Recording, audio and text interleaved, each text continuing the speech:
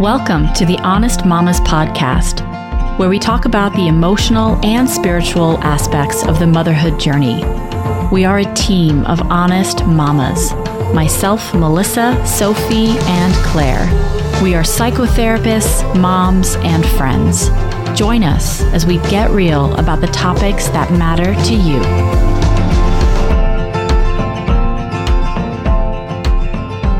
Hello, everyone, and welcome to episode 21 of the Honest Mamas podcast. This is Sophie. Today, I had the great privilege of speaking with Janna Barkin about her experience and uplifting journey of raising her transgender son.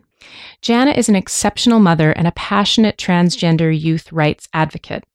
She is well known and loved as a yoga teacher and also as a preschool teacher and director in her home community in Marin County, California. Janna facilitates a local support group in her area for parents and caregivers of transgender and gender nonconforming youth.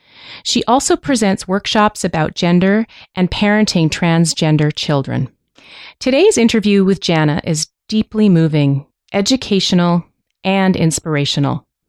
Janna discusses how raising a transgender child shaped her identity as a mother. We also talk about her recently published book, He's Always Been My Son. The book is written with warmth and humor and will surely educate and inspire anyone who reads it. In her book and in our interview, Janna shares personal stories of the support and discoveries her family encountered on their journey raising her son. She also provides a care package of advice for families facing similar issues, including a list of transgender terms and resources. Here is my conversation with Janna. Hi, Janna. Thank you so much for being here today. You're welcome. It's great to be here. Thanks for having me, Sophie. It's my pleasure. So let's dive on in. Now, my first question I have for you is, what inspired you to write your book? If you wouldn't mind telling us a little bit about your story. Of course. He's Always Been My Son is the name of my book, and it is a book that talks about my experiences raising my transgender son. And I was inspired to write because I really had a clear message, I would say, after raising my son through his transition, which happened over time, but he made most of his transition in his early high school years.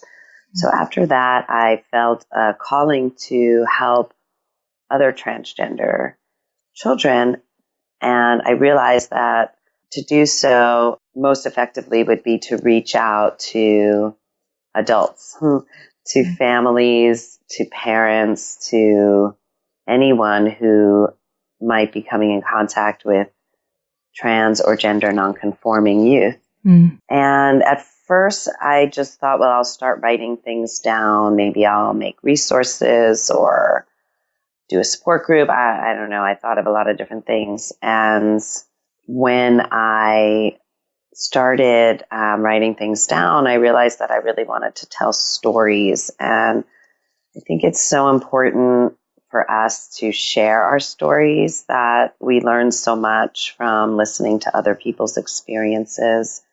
And that is what I had to offer, was my experience. So I started writing, which a friend really encouraged me to blog.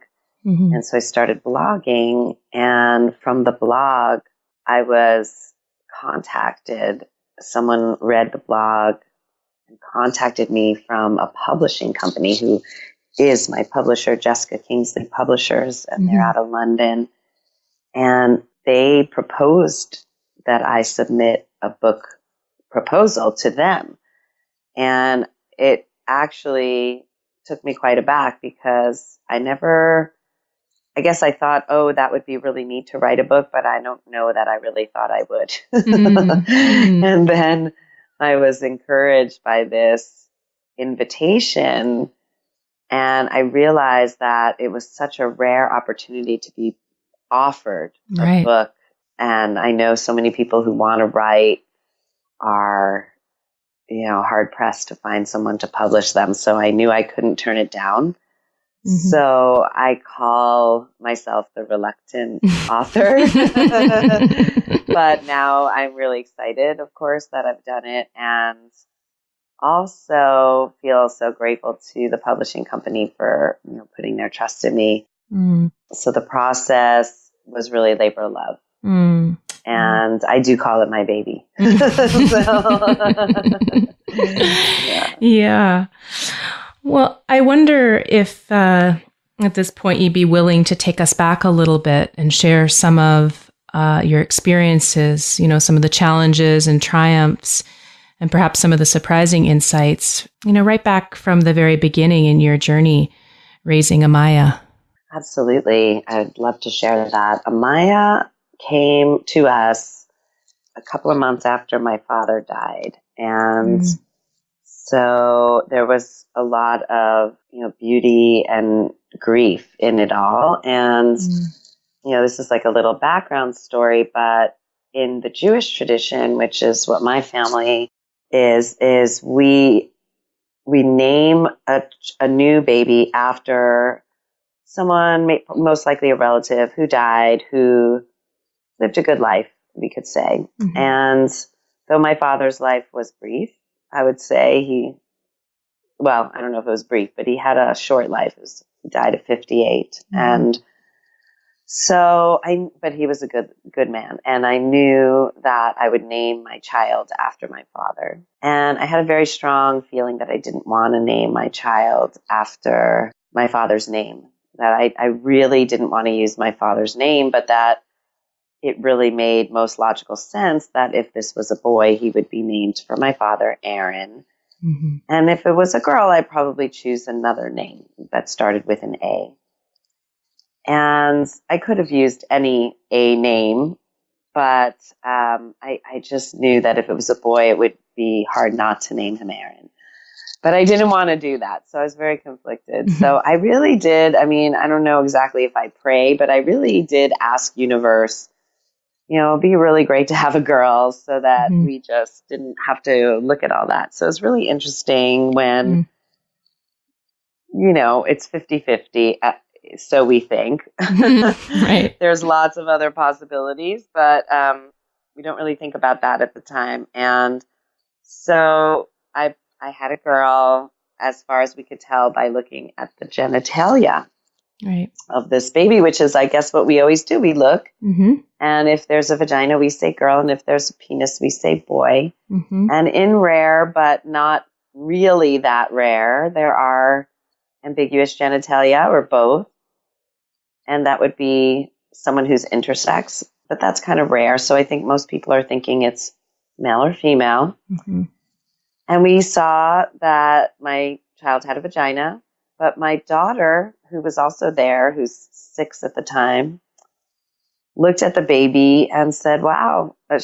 We said, wow, because she said, it's a boy. Mm. And wow. We said, not really, no. Right. But it was just, those are some interesting stories. But from very early on, Amaya was a child who maybe we would call a tomboy. Okay. From the time that Amaya was able to choose his own clothes, and I use the he pronoun, he and him and his now, but when he was little, we did use she. So sometimes it gets confusing to people when they're listening to me talk. But mostly, even when I'm talking about Amaya, when he was little, I'll still use the he pronouns. Mm-hmm. But we did use she then. So when Amaya was little, at 3 years old even, there would be jeans and T-shirts and kind of the typical, what you might call boy clothes. We shopped in the boy departments, and more I was pushed that way. By the time Amaya was 4.5, there was no way ever a dress was going to be worn again. And there are many stories in the book that talk about these different landmarks when Amaya would wear the hat, a specific hat. And this was Amaya's talisman to show us how very boy Amaya was. It was just very stereotypical boy baseball type hat. And on, I would say. Clothing choices, which then led to toy choices, the way he wanted his room, his dress-up clothes, all of these things were in the boy category if we're categorizing. And I'm the kind of parent, my husband as well, who that is not really how we parent. I don't go and look, I need to only shop for the girl toy or the boy toy. My daughter had dump trucks at 2 years old. We had blocks and all the toys. I'm an early childhood educator, and my philosophy was always that all toys are for everyone, all dress-up clothes are for everyone. So many times in my classrooms, you'd see boys wearing skirts and girls wearing suits or whatever. So I felt that my child had a lot of freedom that a lot of kids don't have. And even by the time he was in kindergarten, he had his hair super spike cut short and really looked like a boy. If I went out and people didn't know who my child was, they would just assume that it was my son. But at the time, we were not saying that. So there would be a lot of confusion. I would correct people. There would be embarrassment on all sides. It was a long-term challenge to figure out how to support my child and just let Amaya be Amaya, which is totally fine with us. And at the same time, navigate the world without any real language for it. Now, one of the reasons why I wrote the book is to provide language. It's not like I'm making up the language. I'm using resources that are, kind of writing the definitions and giving us all this wonderful way of describing different ways of expressing gender. But the only way I could really describe my child was tomboy, but then I'd say, no, really like tomboy to the max. Right. So that's some insight in like the early childhood, elementary years. Yeah. Well, in hearing that, Janna, a little bit of the story as we unfolded here, I noticed that you parent so beautifully from this place of presence and curiosity. And what deeply moves me the most about your story is that you really allowed your son to teach you about his soul and what he needed moment to moment. You stayed open and you met him in the moment. Now, is that something that you learned to do over time? Is that something that you learned throughout this process? And I know you mentioned your history and your experience with early childhood development as a teacher or an educator. I'm wondering, clearly you brought some of that into your parenting, and how much of that kind of got fine-tuned or evolved over time? I'm curious. I always say that I believe my husband and I are very lucky that we are the people who we are. Yeah. Because I do see so many different experiences for parents when they are questioning or they are understanding that their child is questioning their gender. So I think that both being an open person, being someone who also is very open to other ways of being. I've not had a lot of religious teaching that's told me that there isn't okay ways of being, let's say. I don't want to be too specific about that because I want to be respectful also. But I do find that when people have a lot of fundamental religious teachings in their background, that it can be really challenging, not only for them to be open because they have a lot of teachings behind, kind of thinking things should be one way, but also that they know their family does. And so, of course, we all want to be loved and accepted and part of our tribe. And so when we feel that we're going to be separate from that, that can be really challenging. So I really didn't have a lot of fears about how my family would be about my child. I went with that, this was just another great way of being. And I think also because I did have early childhood background and I started out at also a very progressive thinking school that really pushed the envelope as far as inclusion and diversity in the classroom and how we can create that when there isn't that. And living in the San Francisco Bay Area for so long. So again, I feel like we're lucky, my husband and I, because we were fairly well equipped, though I had not a lot of real knowledge that I can speak of now that I had to educate myself. But again, I feel like we were very lucky that we came from an open and accepting place for diversity. So I mean, again, going back to like the soul's purpose idea. I mean, when my babies were in utero, I never wanted to know their gender. I didn't want to do the test that told me who they were. I wanted to fall in love with the being that was with me. And that was my way. I also feel fortunate that I had my children just on the cusp of when it was getting pretty much like a no-brainer that people were doing ultrasounds. And that wasn't true with my first one, and she's 25 now. And with Amaya, I had home birth. So a lot of my early time was very self-determined. And I think that's part of why I'm also was open to receiving the information. But I had to do a lot of research on my own, and there wasn't a lot of information. And again, like when Amaya was young, I mean, we barely had the internet. So, of course it was there, but it wasn't the same kind of resource that it is now. It wasn't the same integration into our life as it is now. If I have a question, I know where to go for that. And it just wasn't like that. And now there is a plethora of resources. It's fantastic, which my book is part of. Right. And mine is meant to be both a resource and educational. So, yeah, but back to with Amaya, I really feel that with all our children are our greatest teachers, and that they are here to show us who they are and also to show us who we are and to show us ways of being that we don't know yet because they're the next generation. Right. And that is what we see in this next generation.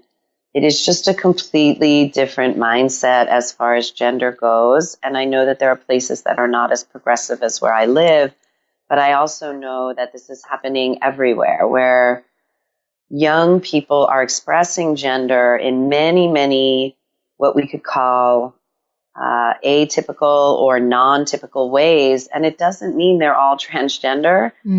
So they're really embracing gender expression as a way of being expressive, right? All generations of youth find ways that are different than their parents to express themselves.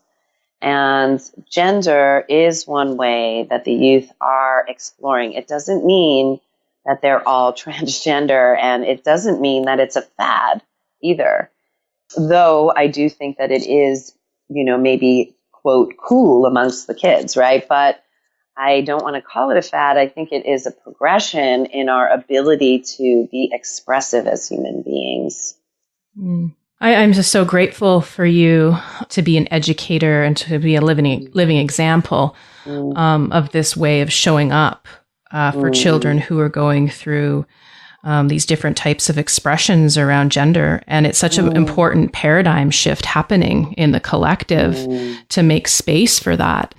And just so grateful for you to be adding, to the work that's out there, but, more and more needs to be grown. And I appreciate just your stance and your story around it. And I'm wondering, because it doesn't sound like there was much challenge in the way of allowing that expression from Amaya. It sounds like there were the challenges really came with the limited resources or language as you were going through your journey. Were there any other challenges that came up for you that you want to speak to or share with our listeners? Absolutely. And so for me, this one is, again, adjusting our expectations and kind of visions of what we all vision our parenting experience is going to be, and also our child's life and who they are. We all, or I would think, we all come with expectations. I thought my certain child, I don't want to name names in case they listen to this, would be an A student. I'm an A student. Why wouldn't my kids be A students? Of course. Right. Yeah. And, that just wasn't the case, though Amaya was, but not the older two. And I have a stepson as well, and it just wasn't the case for the olders. Not that they're not potential to be that way, but that wasn't their path in their high school years, right? So example, the hard thing, I would say one of the biggest challenges for me in the beginning was making an adjustment to the underwear my child wore, which is fascinating. So, I was totally fine with jeans, t-shirts, sneakers, whatever. I really let go of the dresses. My older daughter, I dressed her like a mini me. I mean, I had the best time. Leggings, dresses, it was like mini me, and she loved it. Amaya would never go for that. Amaya wanted to dress like Amaya's dad, like his dad does. Jeans, t-shirts, shorts, hats, very casual, very sporty look for him. And it was fine with me until Amaya wanted boy underwear. And that was in about, I think, kindergarten, or maybe even before that, and it took me a while to adjust. So for some reason, and this is not uncommon, what I've found out from other parents, especially moms, is that when they ask for the underwear, it's like, it's so intimate, it's such an intimate thing, and I just couldn't understand why my child would want to wear those boy underwears with those extra parts and flaps, and and then I realized over time that this is how Amaya felt comfortable. And it was not about me. But it took me a while to get there, and I do feel that it was one of the earliest times that I had to make the adjustment that, wow, something is different, and it is deeper than just the clothes we wear. There's something about this inner feeling. No one knows what underwear you're wearing. It is only yourself. Something about his self needed those underwear. It didn't matter. No one else saw them except him. Right. So I thought that was really important, and it was hard for me. And then what I'll say is that difficulty of adjustment came often for me when Amaya would push the envelope. So the next time was maybe the haircut, really short hair. And then I finally gave in, and then it was like switching from bras to like a sports bra, and then a double sports bra, and then eventually a binder, which is maybe would be even done with ace bandages. So I don't know many women that do that. There are some women, identified women, who will bind their breasts. They really want a more flat presentation. But I didn't know that. I thought that was definitely like, oh. So these little signs over time, they weren't little, they were big, but they were more subtle and then got bigger and louder that, again, I wasn't ignorant. I knew that this is not typical for someone who feels like they're a woman. Again, I'm not saying all women. There are definitely women who bind. And then the binder became, I want to remove these. I want to have top surgery, which is the removal of the breasts and a reconstruction to make a male chest. And this was, again, over time. This was in middle school then. And that was, again, very difficult to imagine allowing my child to do something permanent, physical. And again, I had to really wrap my mind around it, because as a woman, I could understand wanting a smaller breast. I mean, mine are large. We call them gifted, they're there. And my daughter, who's 25, she has even larger gifts, but she would maybe want them smaller, but she would not want to remove them. But my son did, my transgender son. And I had to learn a lot about that. I had to think and go through my own process, counseling around that. And why was it difficult for me? And of course, educate myself, which at that point there was already a lot of information and also YouTube videos. But these were all people over 18. It was not common for someone 18 or under 18 to have these surgeries. Gender assignment or gender confirmation or affirmation surgery we might use. This is new territory. I wouldn't say we're the pioneers. There were a few people before us, but we were certainly among the early the early people to have surgery for under 18. So all of these times, all of these major shifts in my child's expression, or now we're talking physical changes, really gave me pause. And it took me a while to allow, to really go with it. Not that I knew in my heart it would be inevitable. I did. But still, it was very difficult to wrap my mind around like, oh, I'm going to sign off on this. Well, I even felt like you should wait to get your ears pierced till you're old enough, and I wasn't going to circumcise. So I just... Yeah. It was hard, but like I said, through working with our amazing counselor, and learning and talking to people, I specifically spoke to one mom who's a doctor also and did pave the way. Her daughter was the first under 18 in California to have gender confirmation surgery paid for by their insurance, right? So they paved the way. So I spoke to this woman and, she said, yeah, there's things I could see about why you'd want to wait till 18, then they're self-determined. But she said, the best thing we could do as parents is to launch our children with independence. And so wouldn't you want to be the one there dressing the wounds? Wouldn't you want to be the one caring for, and as soon as she put it to me in that, I said, of course. Yes, of course. I want to be the one who helps my child. I want to be the one to help my child realize who he is. And I realized that these were steps he really needed to take. And it wasn't just a thought. These were, the more desperate he got, the more clear I got that this was needed. So one word we could use is gender dysphoria. So like I was saying before, gender expression is this outward way people look at us, see us, and how we want to be viewed. And the way we show people who we are, right? Through our clothes, behaviors, hairstyles, ways of speaking, etc. But dysphoria, so there's nothing wrong with that. And there's nothing psychologically wrong with a transgender person.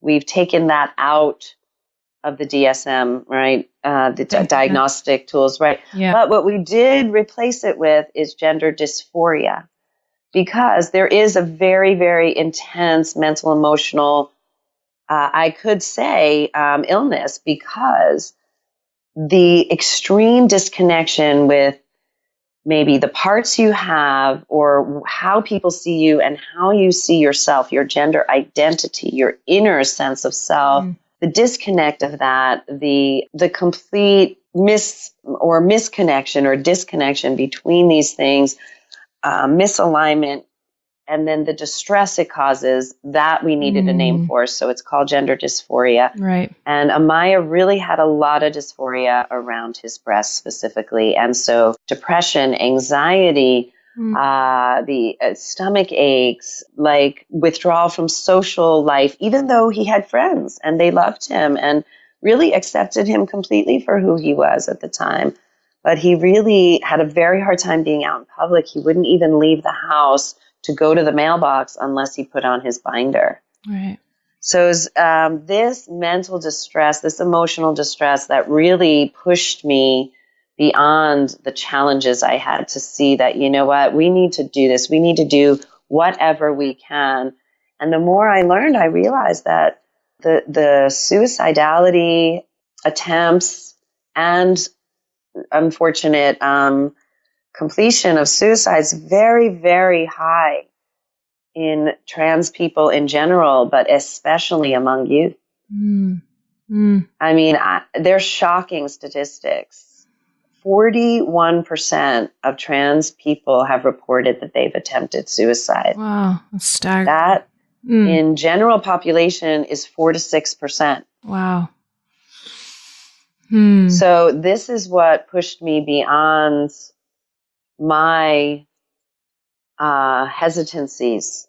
Yeah. You know, is that if I have a sick child, I'm going to do all I can to help my sick child. Absolutely. Like any mother would, right? And exactly. Yeah. And I hear that you also really trusted Amaya. You really trusted. And it also sounds like you knew in your heart. You said, you know, it was inevitable. Yeah. And it sounds like just coming to terms with any sort of, I don't know, social messaging or outside, how is this going to look, or really checking in, like, what's this really going to mean? But really getting the trust, the intuition, and wanting to show up and really tend to your child. Yes. Yeah. Our children are showing us who they are. And we try as we might to mold them into who we want them to be. And part of that is important. We are there to guide them. We are there. We are absolutely there, you know, to influence them. We want to share the beauty of who we are and pass that on. And there is that. And yet we cannot force them to be anyone who they're not. Right. And gender is a subject that we are just tapping into. But if we look back in history, cultures celebrate, acknowledge, show us that trans people have existed through time. Right. And Shiva, if we look at yoga, that's how we know each other. Shiva is both. He is the creator and the destroyer and that which is life itself. Shiva is also Shakti, who is the female, and they're not separate. They're one, and then yet they are separate. And so there's this piece of, we all have that. We all are that.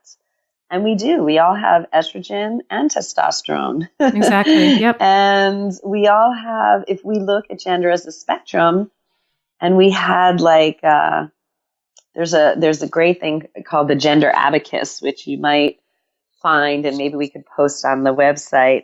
Sure. Yeah, let's do it. But it's like instead of looking at just one continuum of male, female, and just one spectrum between that, we could look at it as like I said, an abacus, like a 5-line. There's gender expression, there's gender identity, there is our biology.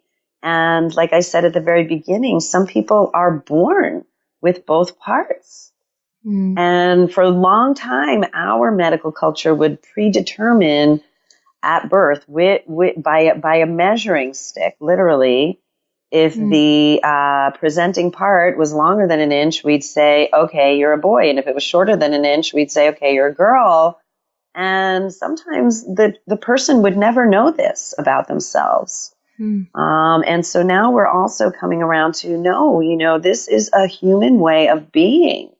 And yes, this human might make decisions as they get older, but we don't get to decide this for this human. This human decides this. This isn't even a decision. So I shivers when you say that. Oh yeah. Just saying it again, like it's really about the human's decision, and even with that, it's that expression. They get to discover it and unfold it. So much freedom in that. And it really, every time I went with Amaya, rather than putting my own agenda, you know, or my own fears in front of it, every time I allowed Amaya to take us, it was so clear by the way Amaya responded that we were in the right direction. Every time I allowed someone to look at my 8-year-old and go, hey, little dude, and I did not say to them, oh, actually, this is a girl. Girls are cool like that, you know, and I would be like, girls can be like this, and which is true, but this is not my child, right? So every time I allowed people to just call him little dude, you could see in my child's way of being with this person that it was right. And anytime I said, oh, actually, this is it, that you could see that something wasn't right. And you noticed how he reacted. Exactly. You could see the feeling, the body language, the look in his eyes, all of these things. Right. Right. Yeah. And so every time we affirmed a male gender expression, other people reading him as male, every time we allowed that, it was clear that that was the comfort zone. However, when we asked, hey, it's really, this is a thing. And, it's okay if you want me to call you a boy, like I will do that. He would respond with things like, I don't know. So it took a while for him to understand that this was a way of being, because I think that trans people don't always see themselves as different. It's that society points it out. Yeah, exactly. Okay? So, like example, I know someone who has a daughter who's transgender girl. So that means she was born with a penis, but from very early on expressed as a girl. And so the parents have been raising her as a girl. Mm-hmm. And they just say, yes, you're a girl with a penis.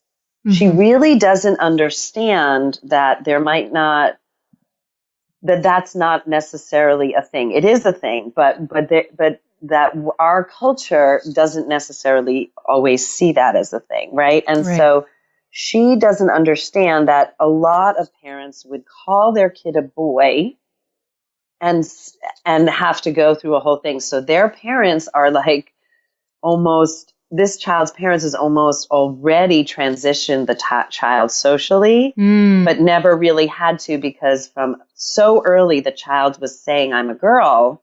They just went with it and say, yeah, you're a girl with a penis. And so the girl has no real memory of ever being called a boy. Wow. Is that making sense to you as far as I'm explaining it? It's a little tricky to explain. And, in a way, I'm glad that I didn't, I don't know. It's a lot for me sometimes thinking about what I would do if I had all the information that I have now and then had a child. Because we didn't transition until my child went through puberty. And many people are not going that route these days. Many people that have this strong sense early on that their child might be trans are going to doctors and getting information and medical assistance often at early years. So are medical practitioners getting educated around this? So is this something that's more in that field, so that, when you take your child for checkups and things, that there is more support and resources coming from the medical community? Or is this something, to be cautious around because you don't know what you're going to be met with? Yes, that is a great question. I am so glad we got to this. Parents are talking to educate the doctors more than we are being met with educated doctors, let's say. Okay, yeah. So the kids are educating us, and the trans, I really have reached out to a lot of trans adults too. So I feel that, transgender people are still educating everybody, and that there are a select few amazing doctors out there, and it is growing, but people do travel all over to be able to access the care they need, and not everyone is being met with the acceptance and understanding. And so hopefully the next generation is going to shift that. I know that it takes a long time to shift what goes on in medical schools. So I know a lot of people who are just like me, who are being invited. We mama bears, as we call ourselves, are everywhere. And we're being invited to speak to incredible groups of people, including medical staffs and, that's good. And at the same time, it's like, oh my gosh, like we need to get with the program here, because it is a lot to ask of people to be educating the doctor. Yeah, It's true. like, I'm a lay person. Yes, I can offer my held experience, and my child obviously can offer his, but it's really like, that's a backwards way of doing it. Yeah. There's a whole chapter in my book about how we were met the first time by our doctors, and there was a lot of miscommunication and misunderstanding. And that was even in the Bay Area, where, I was told early on, oh yes, if your child ever wants to talk to me, please do. But anyway, there was a lot of just miscommunication and misunderstanding and mishandling. Yeah. So now what's going on is, I do feel like parents should first educate themselves if they can at all, if they have any inklings, and also kind of do a little research before, kind of feel out their doctors a little bit before they bring it all up. Because there's lots of people who are more accepting and then others not. Some are more knowledgeable, some are not. And because we can research online and we can ask in groups, I think it would be really important for parents to kind of do their research. And the same with therapists. There still are therapists that are very, very cautious about working with young children and gender. And there are others more and more that are realizing that, we know, if we think about early childhood development, we know that 3-year-olds know their gender. And, when I ask you, how do you know your gender? When is your earliest memory of your gender? It's like, well, we can't remember that. Right. Because it's just an inherent part of who we are. And so when a 3-year-old is saying, I'm a boy, that is something to pay attention to and not just dismiss. And the ones that are persistent, insistent, and consistent are the ones that we really need to pay attention to. Whereas there are kids who will go through phases. Absolutely. I have no issue with waiting and watching. And I think that is the parent's best way, is wait and watch and allow. And there's no harm in wearing it. I'll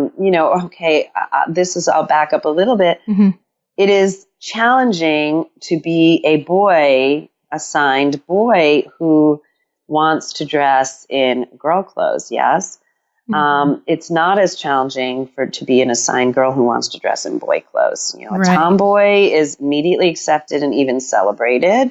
And a boy who wants to wear girl clothes, already every parent is making phone calls. Oh my God, Johnny wore a dress. What are we going to do? It's such a big deal. So there are more challenges for the trans girls, and they actually often affirm more fervently earlier on, because what we think is because they have this penis that's constantly there, and it's annoying, and it's there, and it's touching, and it's there, and it's talking to them. It's there. It's more obvious, than if something's missing or absent. Exactly. Right. The trans boys, it's just a little different. There's not necessarily as much body dysphoria until puberty.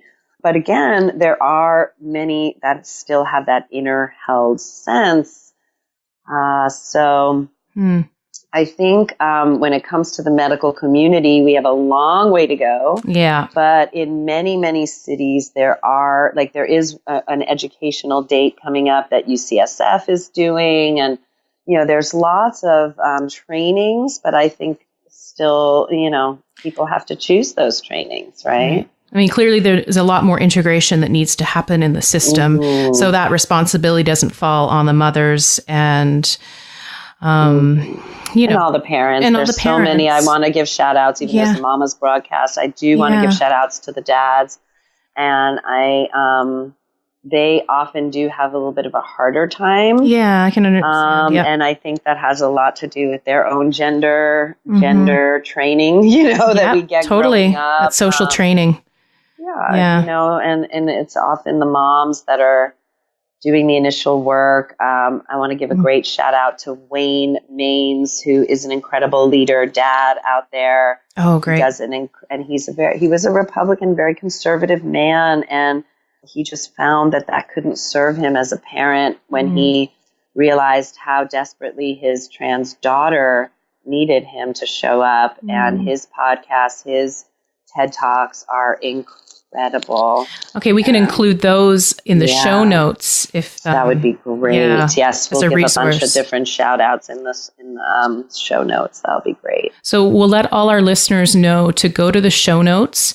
I'll give that information at the end, and we'll list as many resources as possible. Yeah. And just as we wrap up here, Janna, I just want to say thank you. I'm so grateful to you, the knowledge, your journey, your story, to Amaya, your willingness to come on the podcast here and to be such an advocate and a resource for all the families out there. And if there's any kind of little mama bear wisdom that you might put out or share with some of those families that aren't in more progressive communities, I know you're in the Bay Area, but people who may be in small towns or are struggling in areas where there isn't that type of support, that mama bear wisdom, if there's anything you can advise or suggest to those parents. Absolutely. So genderspectrum.org, again, it'll be in the show notes. The wonderful thing is that we have online groups, right? And we can connect virtually now. We can have phone conversations. We can do Skype. There's so many ways to connect now. So if there's anyone that's listening that feels like they need resources, please do reach out to me. We have a group online that a mom named Roz Keith started. She's in Michigan, and it's called Ally Moms. And we really want to be international, but we're still working on a verification system. All our moms go through a BIN verified system where we just do a background check so that anyone in any place can call an ally mom and have a conversation. And we try to have these ally moms in the U.S. in each state. We're still growing that. So if there are any people out there that want to be part of that, contact me and I'll send you an application to Ally Moms. And then also in Canada, we're looking for a quick system where you can do a quick background check, just like the BIN verified in U.S. And then we can have moms in Canada too. And we want to have moms and eventually dads that are there to be able to be a resource in their community for others in their community.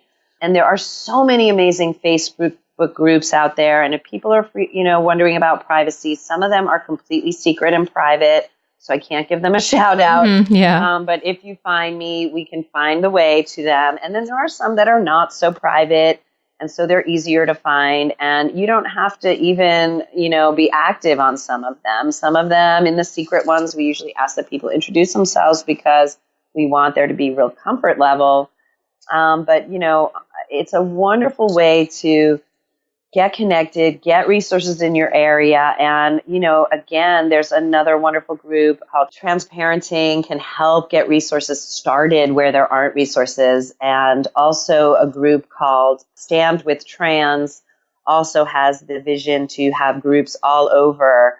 And being in Michigan, they're close to Canada. So that also is a possibility. So we really want to get information out there. We have many, many books now coming out that are guides for parents, for therapists. That's another one. There's a wonderful guide for therapists put out by another author that is with our publishing company. So I'll give that in the show notes also. And we really need more resources. And so more and more is going to be getting out there in the next 5 years are going to be incredible for the shift in resources out there. Good. Thank you so much for all those tremendous resources. I will be listing those in the show notes. So if people didn't catch any of those, they will be on our website underneath the show notes. So go there and check them out. Janna, thank you. Thank you so much for being here today. I've learned so much, and I'm sure our listeners have too. And I'm just so grateful. I'm grateful for you and everything that you've shared with us today. Thank you for joining us. And thank you so much. I'm so grateful for you for inviting me and the podcast for spreading this message of, inner understanding, which is your overall message, and then also specifically focusing on transgender youth because they really need us. So I really appreciate the opportunity to advocate and be an ally for them. Our pleasure. So thank you. Our pleasure, Janna. Thank you.